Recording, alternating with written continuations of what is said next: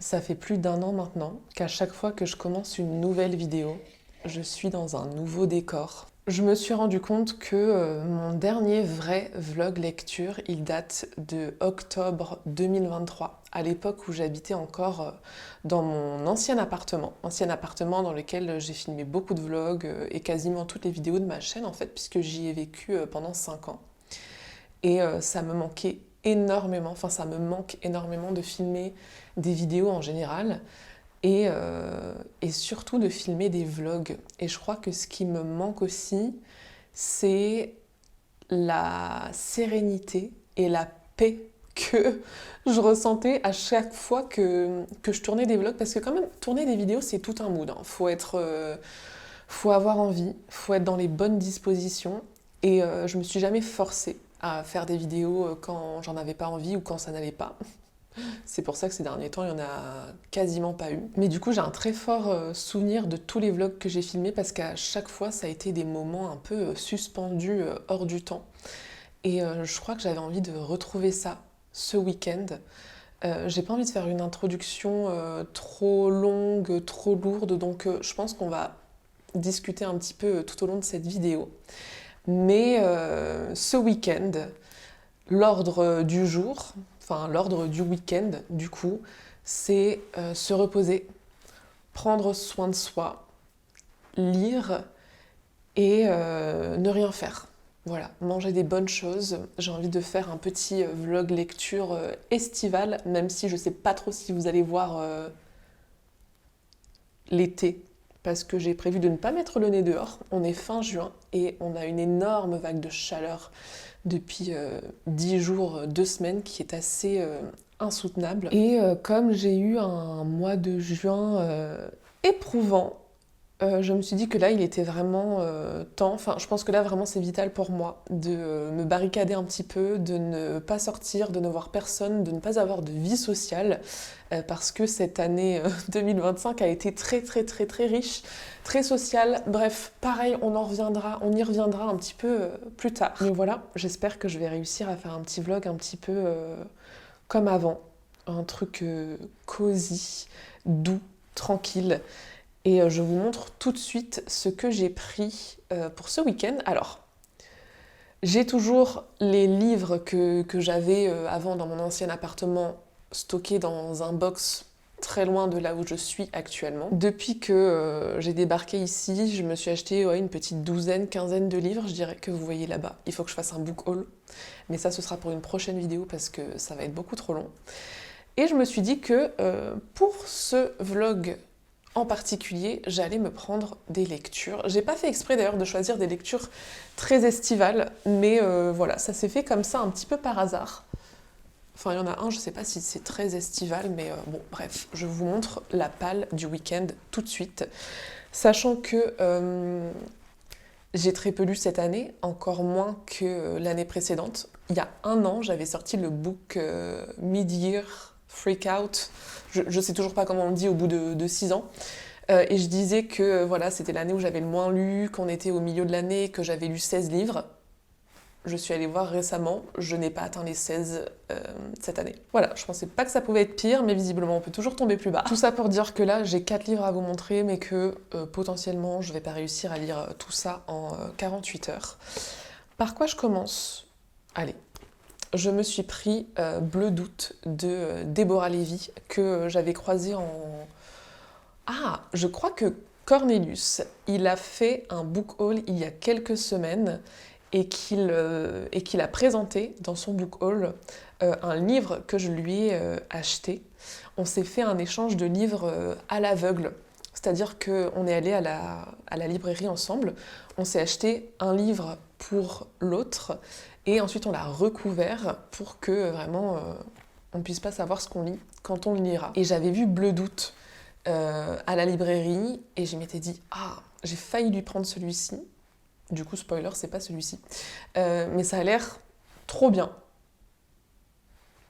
Ah putain, les changements de lumière, ça m'avait pas manqué. Oh, c'est pas grave, on a dit qu'on reprenait tranquille, en douceur. Ça fait des années que j'entends parler de Déborah Lévy, notamment avec sa trilogie autobiographique. Et ici, je crois qu'on va suivre une femme en août, en Grèce.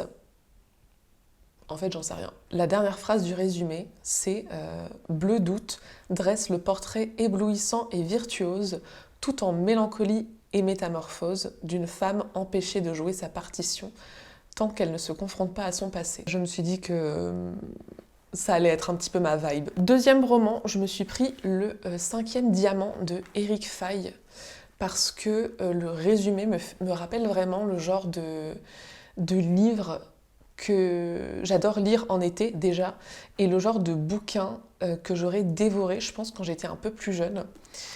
Ça a l'air... Putain, c'est écrit gros aussi, et il est pas non plus très très gros, il fait même pas 350 pages. Et en gros, on est dans un climat de guerre froide, et à ce moment-là, il y a d'étranges lumières dans le ciel qui provoquent la mise en sommeil de missiles nucléaires russes.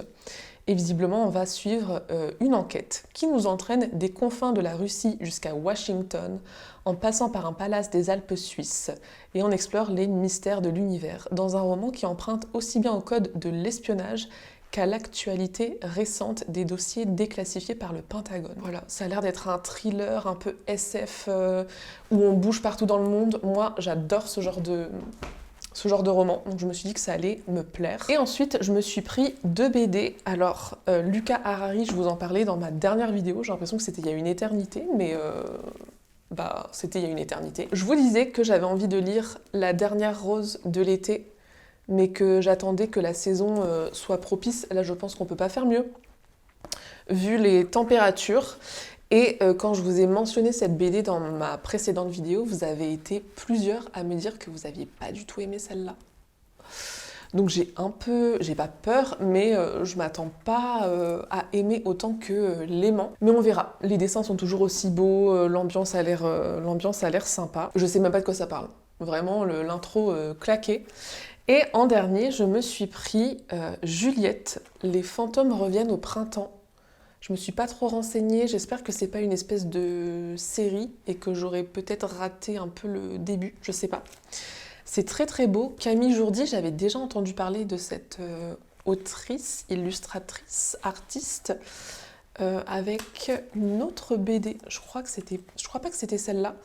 Et les dessins sont adorables, ça a l'air parfait pour la saison aussi, même si là on parle plutôt de printemps, mais c'est très coloré, ça a l'air très fleuri, rien que de regarder en fait les images, ça me met de bonne humeur, ça me met du baume au cœur.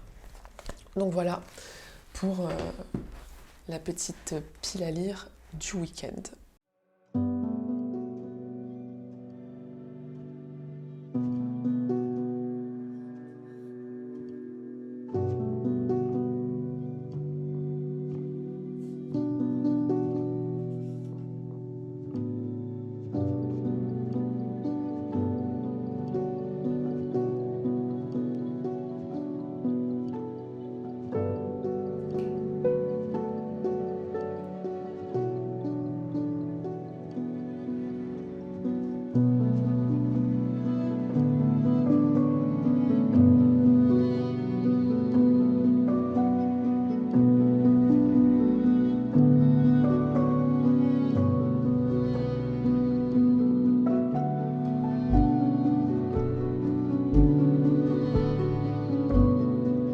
Il est un petit peu plus de 18h je crois et j'ai passé une trop bonne journée. Je me souviens pas de la dernière fois que je suis restée seule chez moi, enfermée, à ne parler à personne.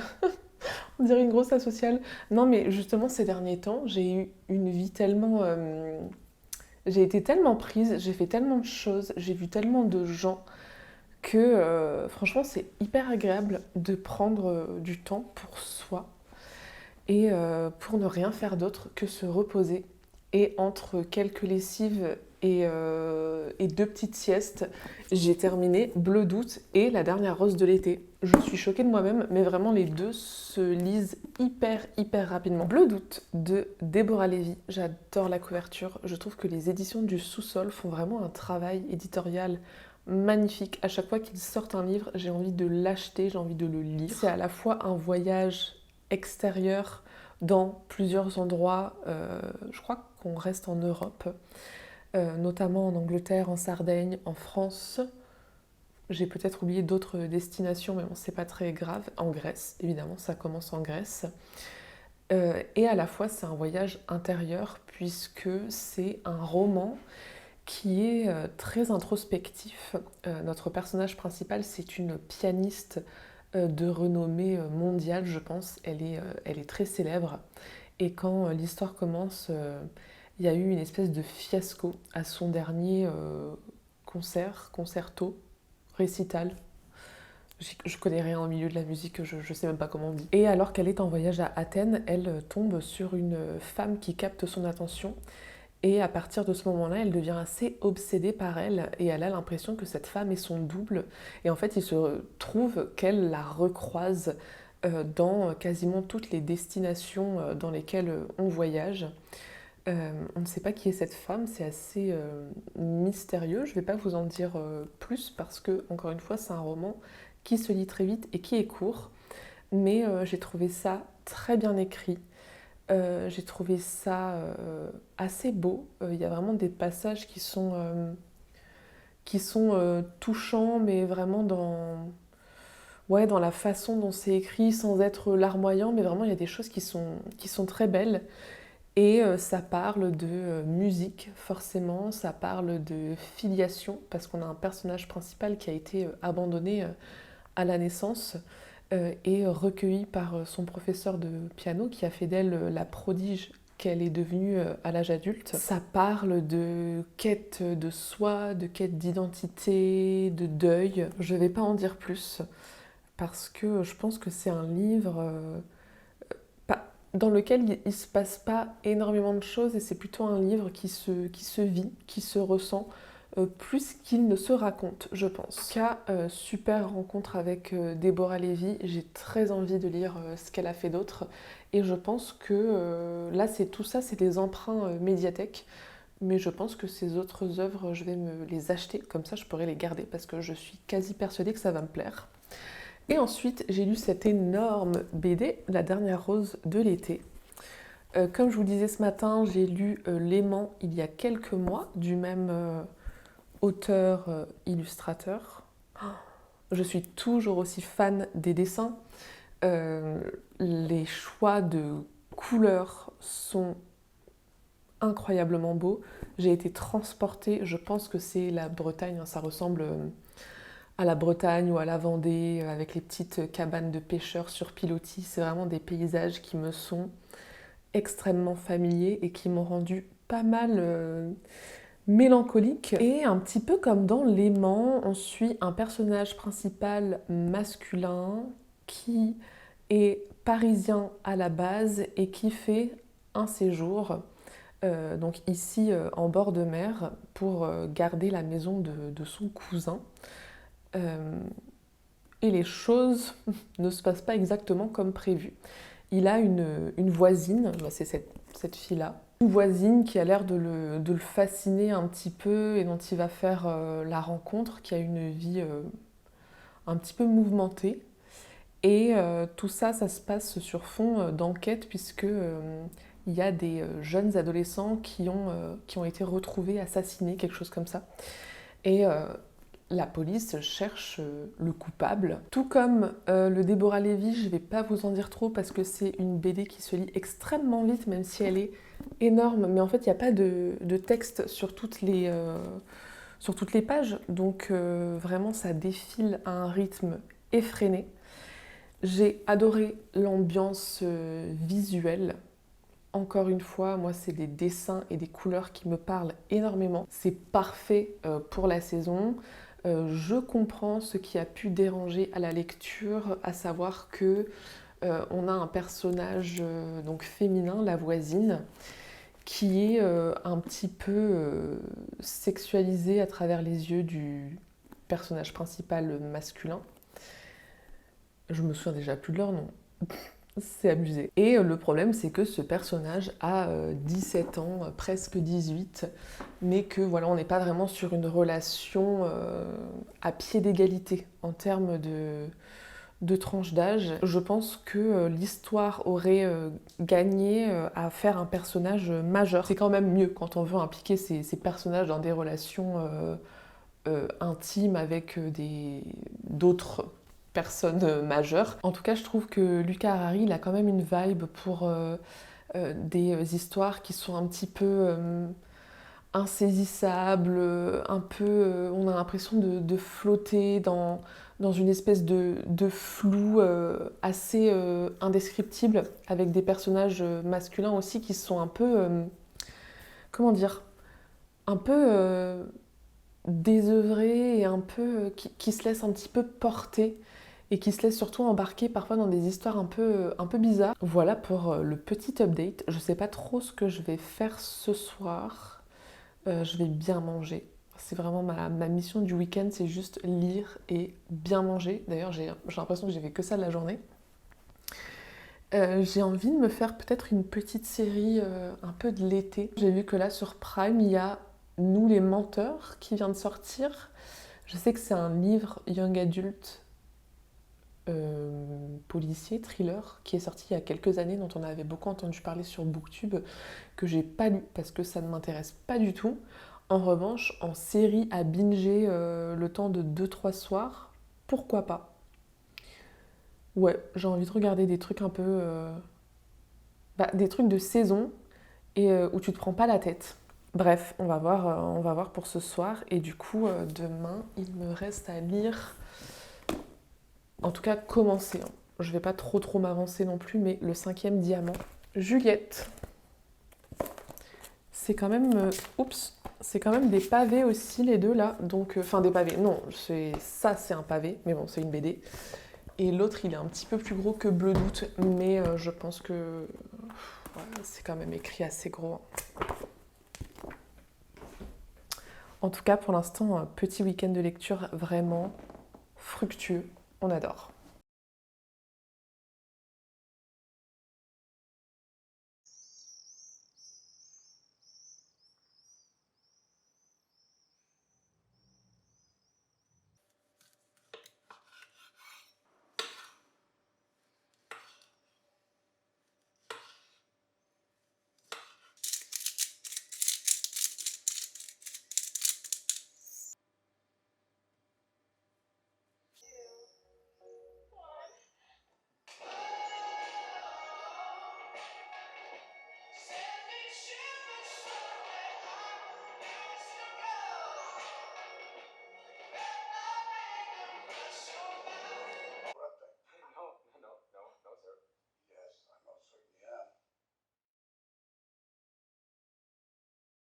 Mais MDR, on dirait que je vais filmer une vidéo de demande de rançon. Sweet Jesus. Pourquoi je fais ça? Voilà.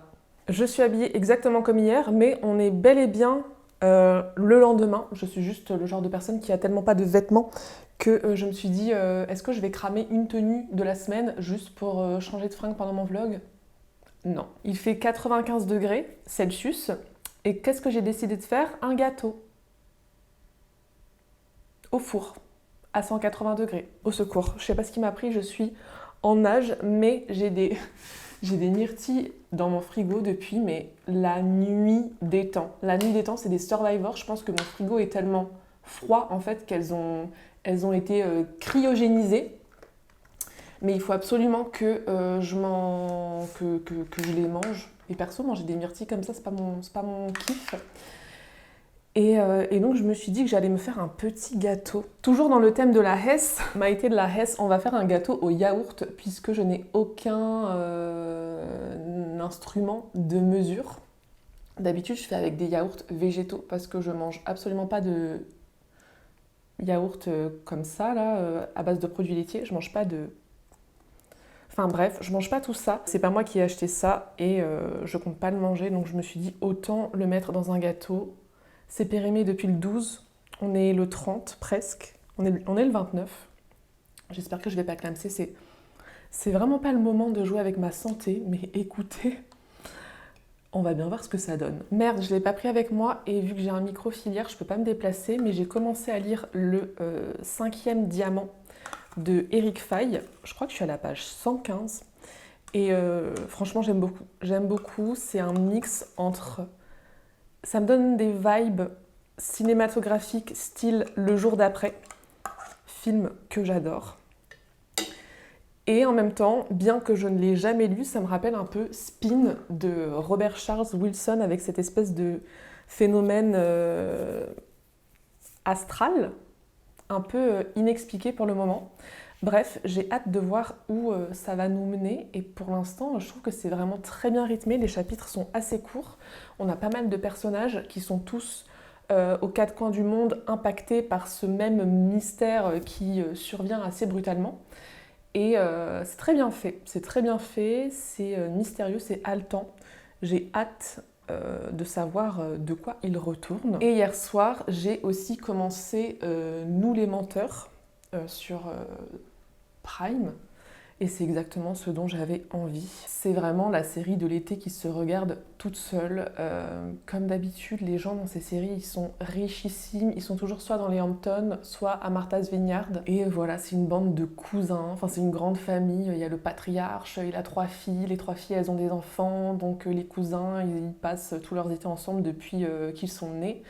Et visiblement, un été, tout va basculer et il y a une des filles qui se retrouve sur la plage, à moitié dans le coma. Enfin bref, on ne sait pas ce qui s'est passé, on ne sait pas ce qui lui est arrivé et on va essayer de le découvrir. Et voilà, la vibe est totalement estivale et c'est exactement ce dont j'avais envie, donc c'est parfait. Faut que je craque mon œuf, et my god. Je voulais filmer dans ma cuisine, ce qui paraît plus logique pour faire ce genre de choses, mais ça ne se prêtait pas du tout. Donc on se retrouve encore une fois sur ce fond-là, que je peux déjà plus me piffrer. J'ai quand même fait l'effort d'enlever tout mon barda et de le mettre en haut pour que vous ne le voyez pas. Mais voilà, ça fait tiep, c'est vide, j'ai un vase, il n'y a pas de fleurs dedans, il n'y a rien. Il n'y a rien. J'avais aussi un peu envie de m'occuper les mains pour discuter. J'ai réussi à ne pas en mettre sur la table. Oh crap! J'ai même pas de fouet, regardez-moi comment je fais pitié avec ma fourchette et ma cuillère à soupe. Ça va être un peu compliqué de parler en faisant ça. Putain, mais je suis trop con, j'ai mis mes coquilles d'œufs dans le pot de yaourt alors que c'est un gâteau au yaourt, il faut réutiliser le pot. Normalement, c'est quand même une recette testée et approuvée parce que ça fait déjà quand même 6 mois que je vis dans ces conditions. Enfin, pas dans cet appartement, mais sans grand-chose. J'espère juste que d'avoir utilisé ça, ça va pas tout me niquer. Ce que je fais d'habitude. Bref, ouais, j'avais envie de, je sais pas, de discuter. En même temps, je me dis, mais qui suis-je? Parce que je suis pas quelqu'un qui parle de choses privées. ASMR sucre. Je suis pas quelqu'un qui parle de choses privées et en même temps, je me dis que mine de rien, cette chaîne, ça fait 2 ans maintenant qu'elle est un petit peu en stand-by, en friche, en jachère. Puisque ces 2 dernières années, j'ai posté 15 vidéos. Alors qu'il y a vraiment des années où 15 vidéos, c'était un nombre assez bas en termes de nombre de vidéos. Et la raison à ça, c'est que ça fait 2 ans que j'ai un peu perdu mon équilibre dans la vie, que j'ai un peu perdu pied en fait. Et que forcément ça se ressent dans tous les aspects de ma vie et donc ça se ressent aussi sur cette chaîne que j'ai un peu laissée à l'abandon. Et j'ai un peu tout laissé à l'abandon d'ailleurs ces derniers temps. Mon Patreon, il s'y passe plus rien parce que je peux plus m'en occuper. Mon Discord, je l'ai déserté. Même en tant que spectatrice, je suis plus aussi investie dans la communauté et je suis plus aussi... Je suis sortie des radars et je suis devenue un fantôme. Parce que la vie n'a pas été facile ces 2 dernières années. En 2024, vous le savez, j'ai voyagé de janvier à septembre, grosso modo. Et ça a déjà amorcé une certaine déconnexion et une rupture avec la vie que j'avais avant. soyons fous. Et je vous avais fait une vidéo un peu vlog FAQ à la fin de l'année 2024 dans laquelle je vous expliquais que voilà, bah ça y est, j'étais rentrée, que mon voyage était terminé et que maintenant la suite, je savais pas trop ce que ça allait être. Ce que j'ai pas dit dans cette vidéo parce que je suis pudique, que je parle pas trop de ça sur ma chaîne, mais qui était en fait la vérité, c'est que vraiment en fin 2024, début 2025, ça a été une période horrible une période à laquelle je ne voyais absolument pas d'issue. Et ça a été vraiment le moment où la rupture totale avec ma vie d'avant s'est faite et où j'ai quitté le Grand Ouest pour recommencer complètement ailleurs. Et en fait, il se trouve que le destin a frappé à ma porte et je me suis retrouvée à l'autre bout de la France en janvier. Et c'est marrant parce que dans cette vidéo FAQ de l'année dernière, je vous disais que le seul pays où je me voyais réellement vivre, vraiment genre sans aucun doute, c'était la Suisse. C'est la Suisse. Et la vie a fait que j'ai été appelée, non pas en Suisse, pas encore, mais à la frontière. Et là, je me dis, en n'étant pas en Suisse, je peux tout de même pas être plus près de la Suisse parce que je peux... Pourquoi je mets tous mes déchets dans mon pot que je dois réutiliser tout le temps? Parce que oui, je peux aller en Suisse à pied aujourd'hui, tout bonnement. Et donc,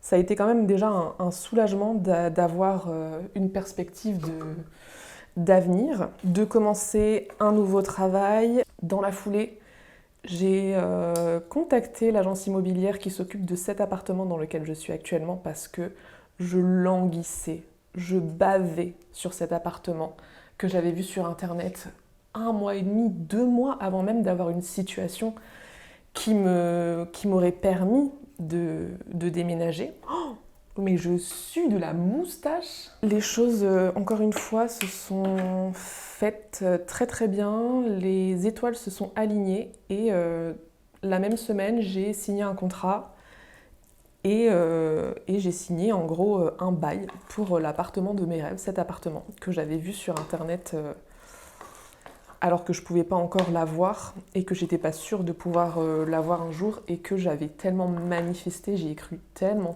fort. Et c'était incroyable d'avoir cet enchaînement de choses positives après tout l'enchaînement de choses difficiles que j'avais vécu quelques mois plus tôt. Cette pâte est magnifique. Ça va être trop bon. Elles sont énormes, les myrtilles.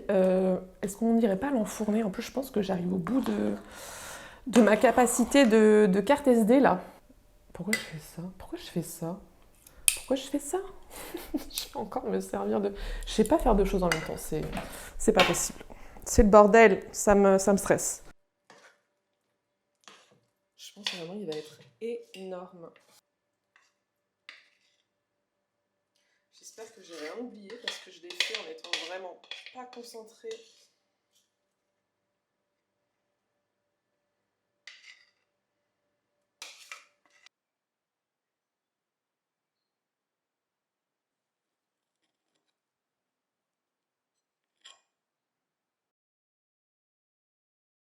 Ok.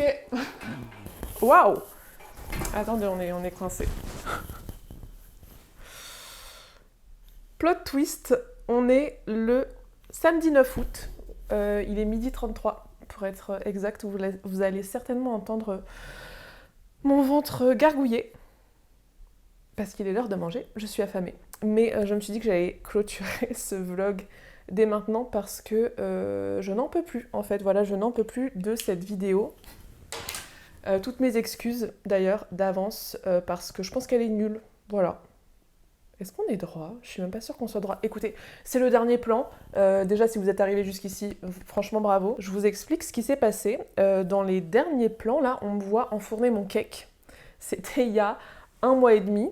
Et en fait, après, j'ai continué la vidéo. Genre, j'ai enfourné mon cake, ça a pris 3 minutes. Et je suis revenue dans mon canapé, qui n'était pas celui-ci d'ailleurs. J'ai un nouveau canapé. Il est tellement beau, il est tellement beau, il est tellement confortable, il est tellement grand. Je peux m'allonger dans toute la longueur et mes pieds touchent pas et ma tête touche pas non plus.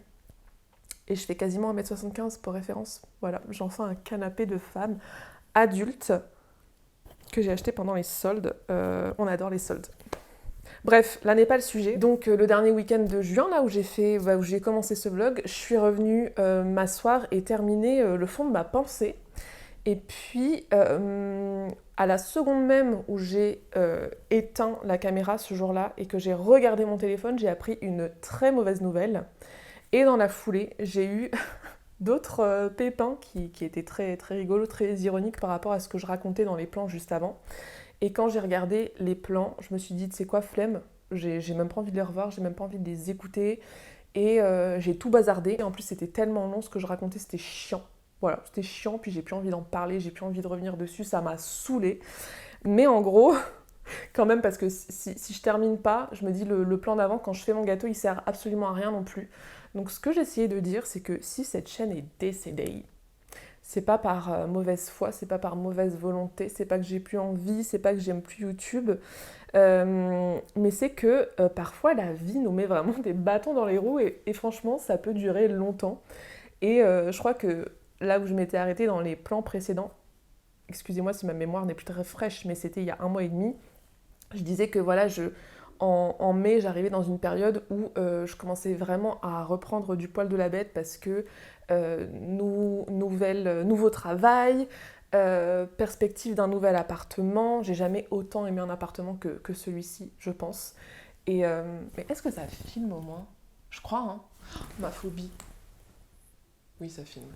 Ah oui, c'est rouge. Et voilà que je m'étais dit, qui dit CDI, dit stabilité, qui dit appartement, dit aussi stabilité. On n'est plus obligé d'être en mode survie H24.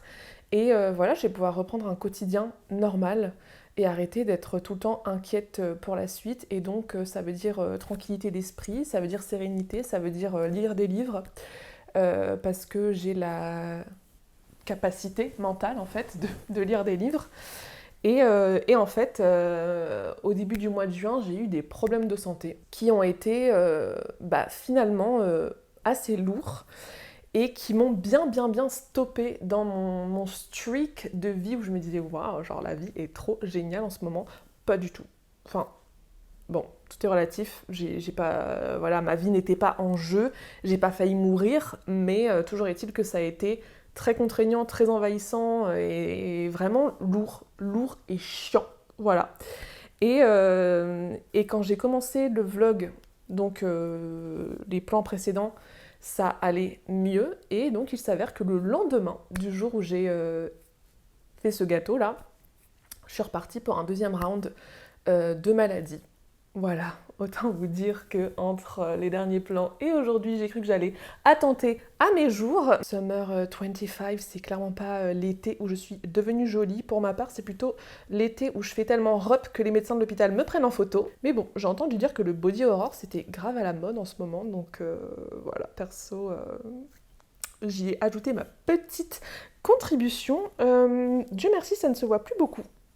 Que j'aurais pu être dans un manga de Junji Ito, parenthèse refermée, mais tout ça pour dire que voilà, moi j'adore toujours lire, j'adore toujours faire des vidéos, j'adore toujours en regarder, et que j'aimerais bien que la vie, que le karma me laisse l'occasion d'être de nouveau la personne que j'étais avant.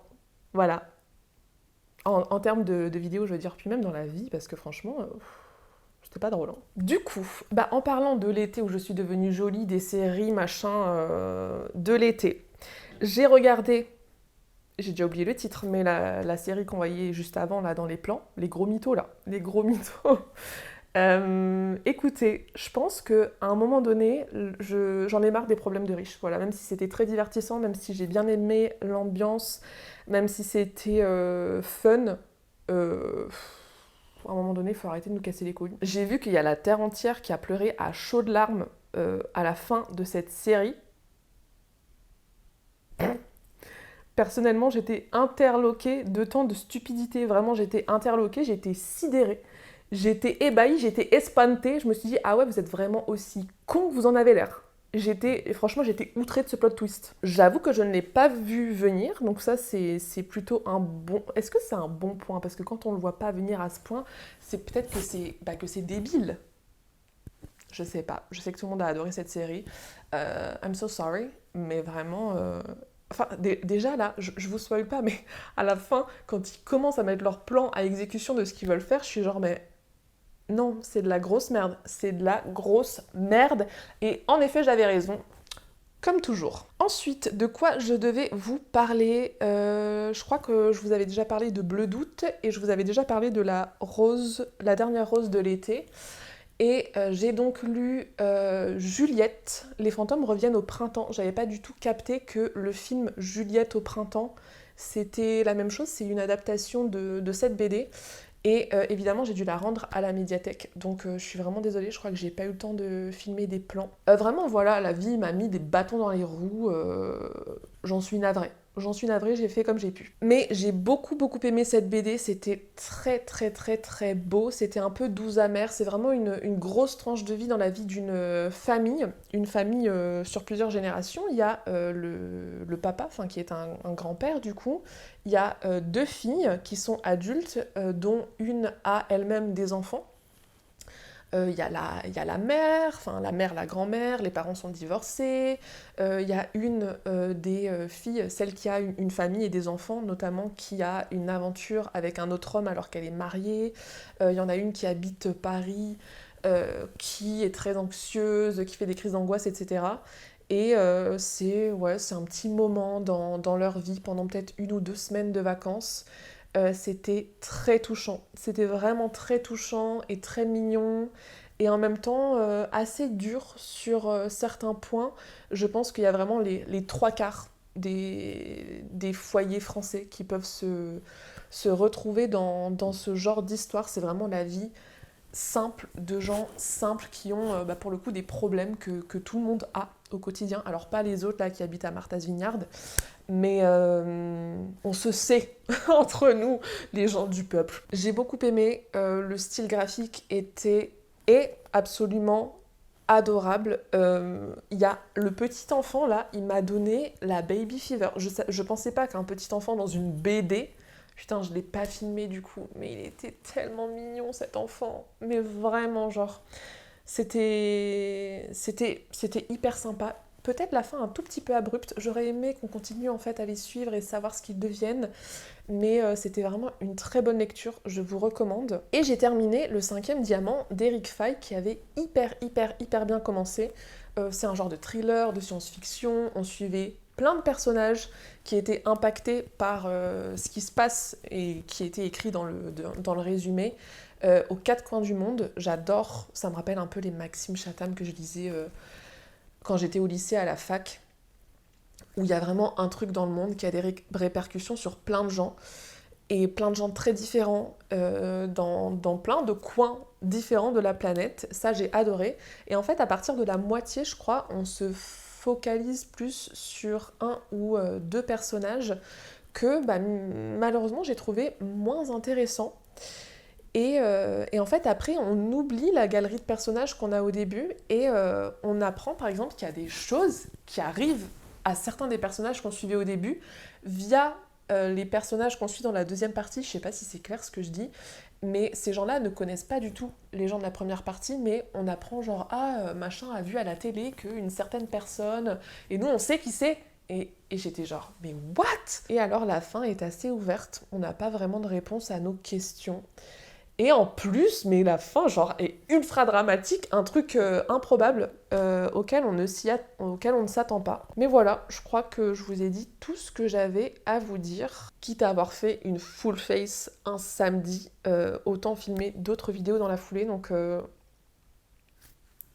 si tout se passe bien, si une météorite ne s'écrase pas sur mon appartement dans l'après-midi, faut jamais dire ce genre de choses à voix haute, je pense, parce que l'univers va m'entendre. Mais normalement, vous aurez une petite vidéo d'ici pas très longtemps. Je crois que j'avais que 17 minutes pour wrap up. Donc, je vais vous laisser là. J'ai bientôt des vacances que je vais essayer de vlogger un petit peu parce que je pense que ça va être... Non, ça va être génial et je pense que ça vous ferait trop plaisir que je vlogue ces petites vacances. Je n'en dis pas plus, mais bon, il se pourrait bien que je retrouve quelqu'un que vous aimez bien et qui n'est pas apparu sur ma chaîne depuis des milliards d'années. Et voilà, je vous dis à bientôt. Merci pour votre soutien. Merci à l'accueil que vous avez fait à ma dernière vidéo. MDR, c'était il y a 6 mois. Mais des stats incroyables. J'espère que... Oh là, j'ai le ventre qui gargouille, il faut que j'aille manger. J'espère que vous avez acheté petite suite à cette vidéo, que vous l'avez lue et que vous l'avez adorée. N'hésitez pas à me tenir au courant. C'était vraiment un vlog mi-figue, mi-raisin. Mais écoutez, on fait avec les moyens du bord. Et je vous retrouve bientôt. D'ici là, lisez bien et prenez soin de vous. Bye. Je crois que j'ai tout dit, hein. Regardez juste ce que je mange ce midi. Après, je vous laisse partir. Parce que ce qu'il faut savoir, c'est que même au bout du bout, je ne me laisse jamais abattre. Le restaurant est ouvert 24 heures sur 24 ici. C'est simple, hein. En vrai, c'est simple. Mais ça va être tellement bon. Et quand l'été va se terminer, mais quelle tristesse! Profiter des pêches et des tomates. Vraiment, la vie est trop courte. La vie est trop courte. Voilà. Mangeons des bangers. Bon appétit.